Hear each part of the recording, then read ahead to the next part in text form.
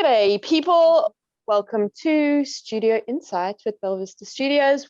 This is an opportunity for our team to get together and be inspired by each other, ask for support to be better at something. And yeah, so we just ask questions, and I'll throw to you, Hannah, for the first question. Ooh. Okay, so my question is for you, Kim. And it's something I've noticed that you do really well. And I'd just love to know, like, if you have a process for how you do it. But Am I aware of it will be the first question. I think you are aware, but I don't know if you're going to be able to explain it, but we'll see how we go. So I feel like you're very good at like picking up on people's energy. So like picking up on people's energy in the team, or like if something's not going well for them, like if they're like doubting themselves or something's going on, you're like really good at identifying what that is and bringing it up to them in like a way that adds value. And I think like a lot of people in the world would love to have that skill, especially like leaders who manage a team. Like I know a lot of leaders wouldn't have the knowledge of what's going on for their team members, or if they're feeling underappreciated, but you're like very good at like, I know if I have a problem, you always bring it up with me. Like it doesn't take long for you to identify it. So yeah, I was just wondering if you had a process for how you do that.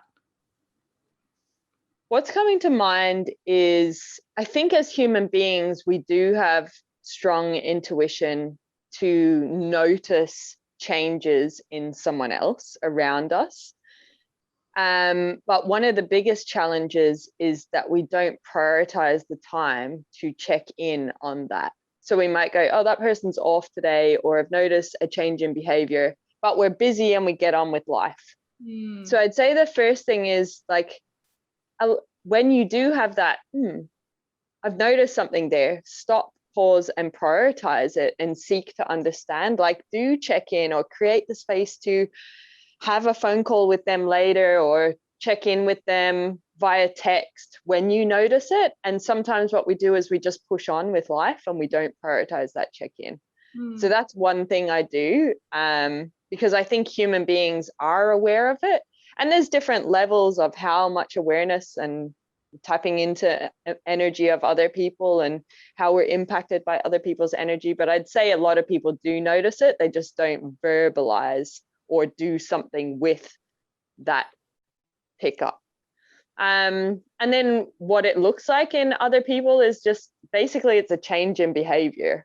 So it's different to how they normally are. If they're like really chirpy coming in the mornings, and another day they come in, they're just like, oh, hey, as opposed to like, hey, how's your weekend? You know, there's a difference there. So what's that about? What might be prompting that? They can say things. So they might say things out loud. And the first time it might be like, that was interesting. Maybe they say something again and you're like, oh, that's the second time they've now said that, which is different for them. So there's like clues. I think the eyes really tell a lot about what's going on for a person. And so if you look into someone's eyes, like I'm not the best at it always, because I don't always now, like I'm looking over here a lot right now if you watch me, but if you can maintain eye contact and look into someone's eyes, it can tell you a lot about what is actually truly going on for them.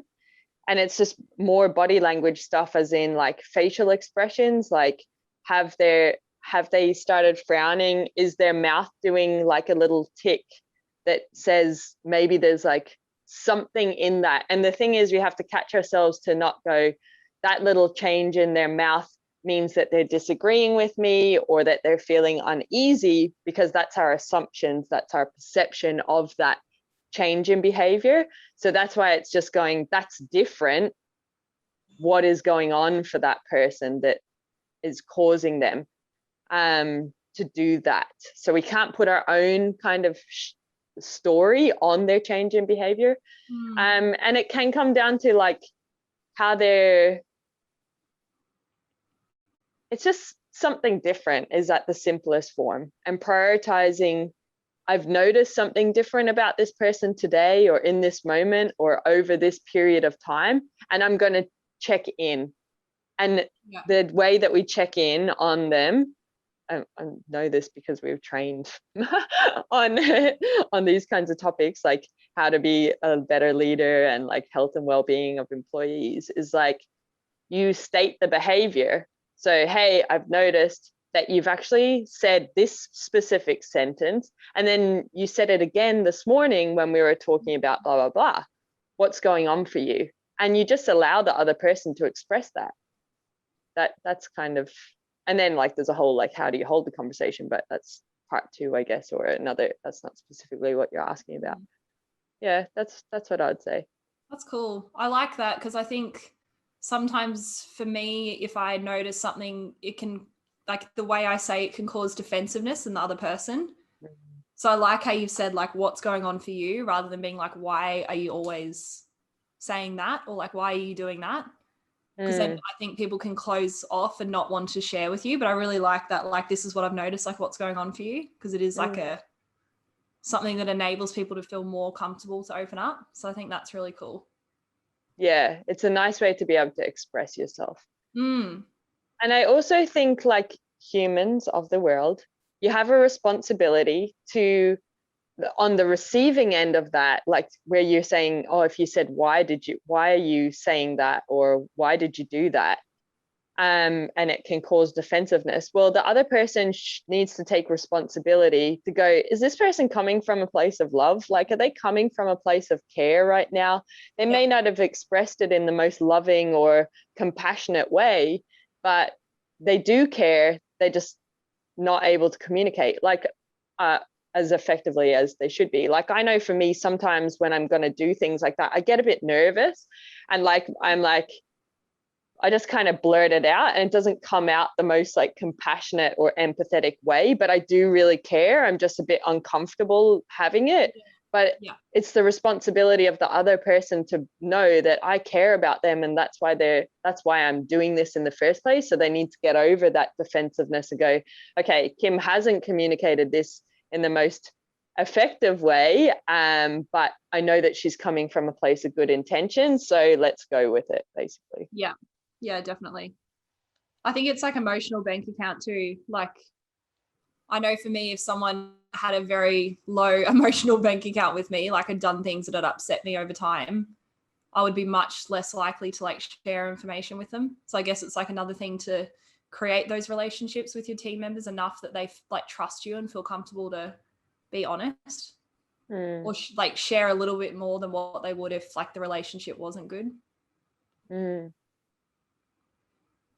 Yeah, can see that playing out.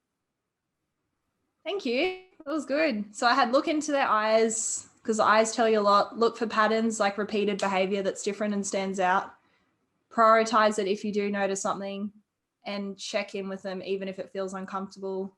You can do this by stating the behavior and asking what's going on for you. I like that summary. Boom. That's it. Thank you. Effective, practical step summary. Thank you. Cool. Hannah, I've got a question for you. Cool. You're attending a conference, you're doing some development at the moment. From what you've learned so far, have you changed your behavior, experimented with anything that's resonated yet in your work or life?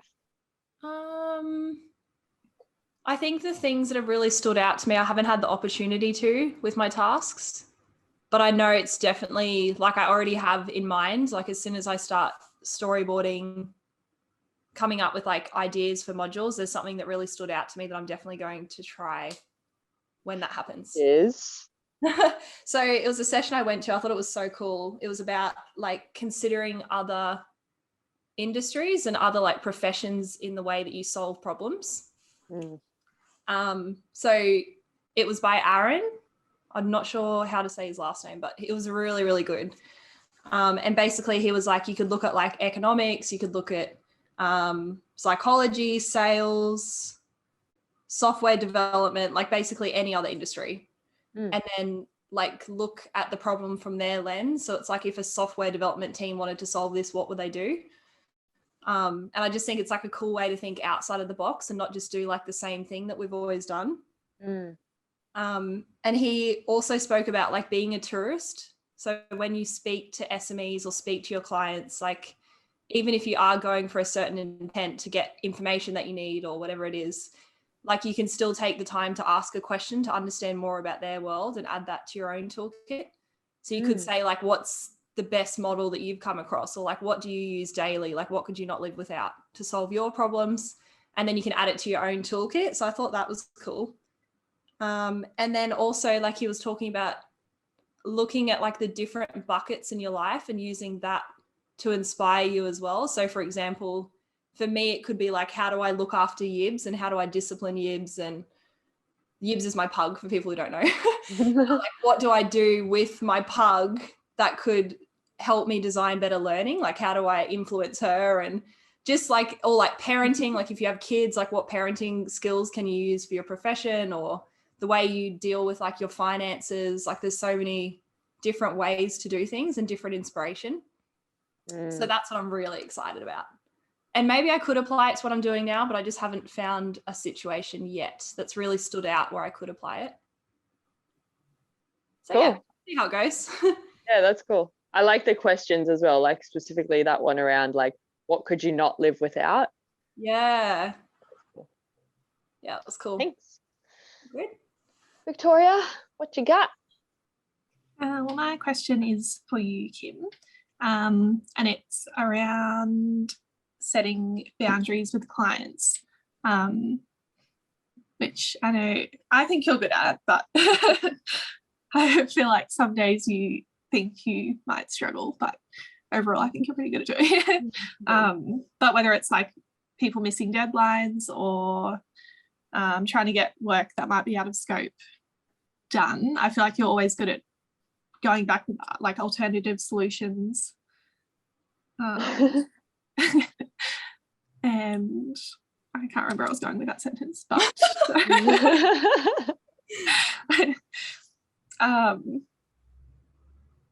yeah, I feel like you're not like a yes or no person. You're always like just trying to help get the best outcome to everyone while still not like just saying yes to everything.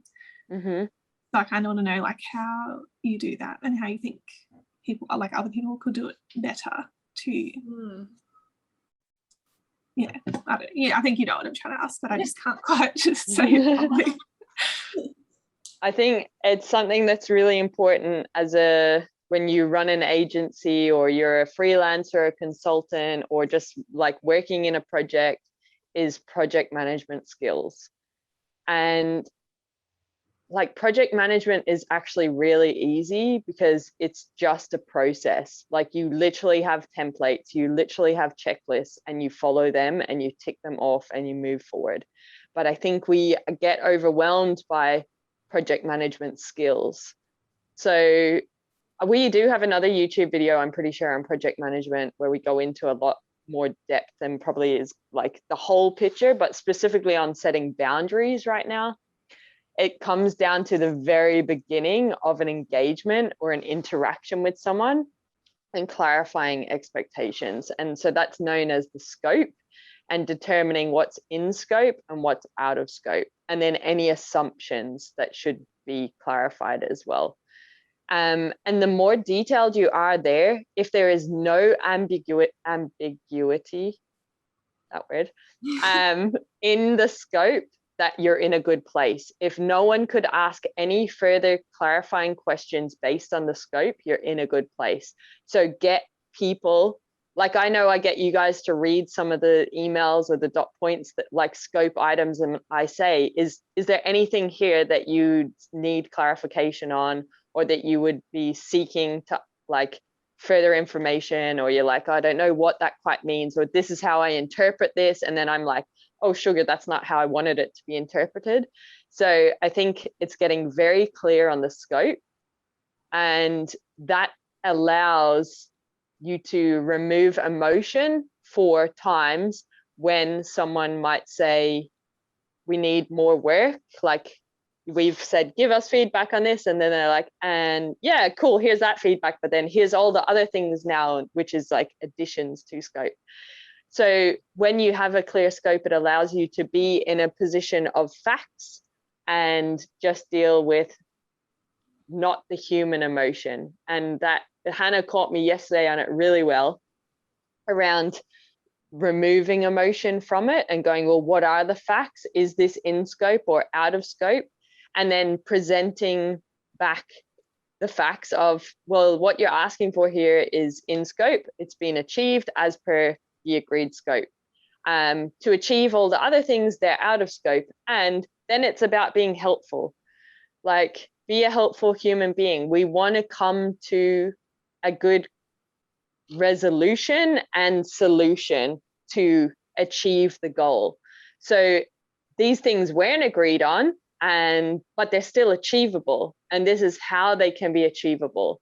So it's figuring out, and I guess it goes to what Hannah was saying, is like the different lenses. And I think I'm not really familiar with this concept, but I know there are the 6 thinking hats, and I don't know what they're about. We have a blog on it. I should reread that. But it's about like the critical thinking, the creative thinking. So if you can come at problems from different solutions, and then in this position, coming at it from a Belvista Studios position as a company, like, we can't do more work for a client that we haven't agreed on, because then I'm paying you guys to do stuff extra beyond what I have earned money to do. Also, then I think of you guys as individuals, and I'm like, could that be painful? Would you know how to do that? Do you have what you need to be able to do that? So I come from each individual project team's perspective. And then I also come from the client's perspective. And Hannah helped me with something this morning where I had to send an email to a client like that. And I said, can you just read this from be the customer or the client, and how would you receive it? Does it come across as we're being helpful?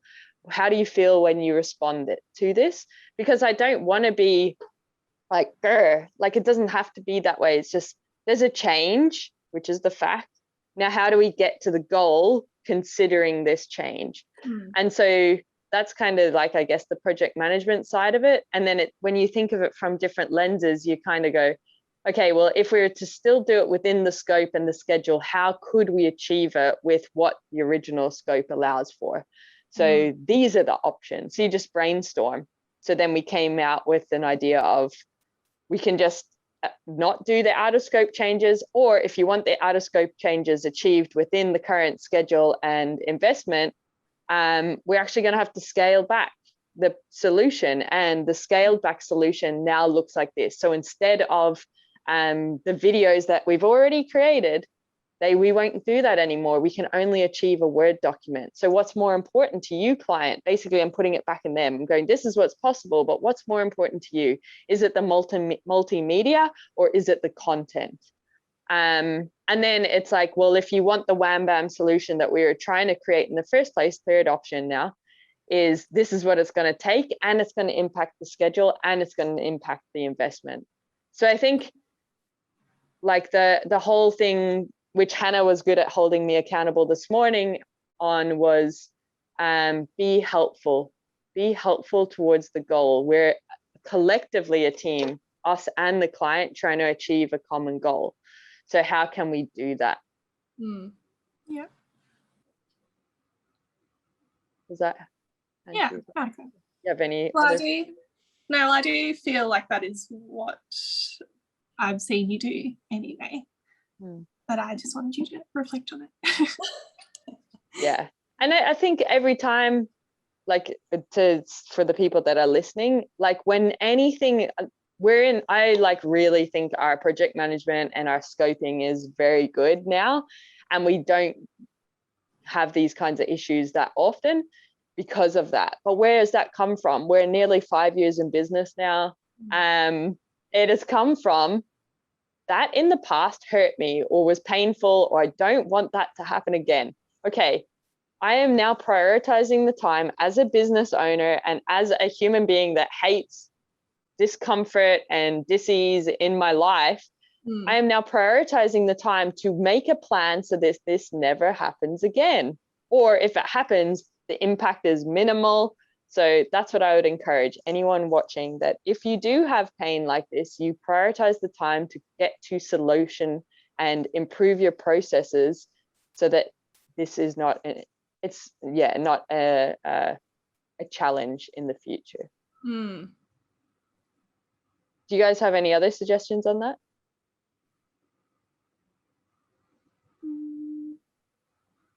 I think it works really well. Like, I think by having the processes that we have, so the email templates and being like really specific, so all the things that we've implemented over the years has like, I think we can get to a point where we're not emotionally impacted by like extra feedback coming back, or like the client wanting something more than what they're supposed to have, or what was agreed on. Because I think if we have those processes, we can just be like, cool, we'll keep following the process, and the process is to suggest options.